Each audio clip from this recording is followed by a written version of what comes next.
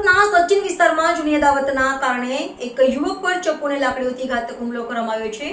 આ ઘટના Navsari main road પર આવેલા શ્રી દર્શન કોમ્પ્લેક્સની નજીક સૌરાષ્ટ્ર લેવા પાટીદાર સેવા સમાજની વાડીમાં બપોરે 3:30 વાગે બની હતી।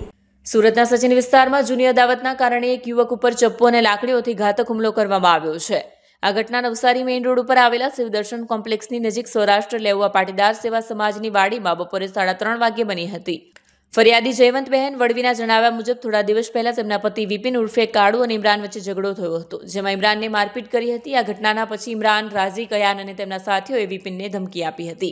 હાલ સચિન પોલીસે ઘટનાની તપાસ શરૂ કરી છે અને આરોપીઓને ધરપકડ કરવા માટે શોધ ચલાવી રહી છે। પોલીસ મેડિકલ રિપોર્ટ અને સીસીટીવી ફૂટેજના આધારે આરોપીઓને ઝડપી પકડવાની તૈયારી શરૂ કરી છે। ઘાયલોને સુરતના સિવિલ હોસ્પિટલમાં દાખલ કરવામાં આવ્યા છે, જ્યાં તેમની હાલત ગંભીર પરંતુ સ્થિર જણાવવામાં આવી છે। कैमरामैन हकीम शेख साथे वसीम हाशमी नो रिपोर्ट, आजाद न्यूज, सूरत। शैलेंद्र द्विवेदी। कहाँ पर रहने का और कहाँ क्या घटना बनी थी?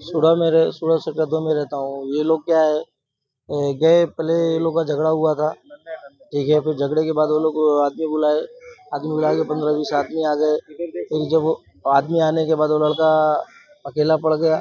अकेला पड़ने के बाद उसको ये लोग मार दिए, चाकू 2 घाव लगा।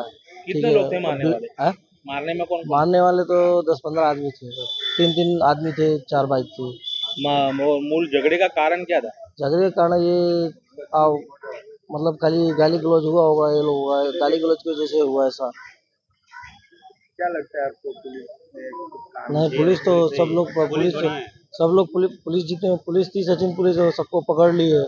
जो सब पकड़ा। मर गया उसकी उम्र क्या थी और क्या जो कामकाज मर गया उसकी उम्र थी 33 साल समथिंग थी। क्या कामकाज करते थे? बीवी वो बच्चे को? चखने की दुकान लगाता था, मतलब इस थोड़ा बहुत बेचता था घुमा घुमा के।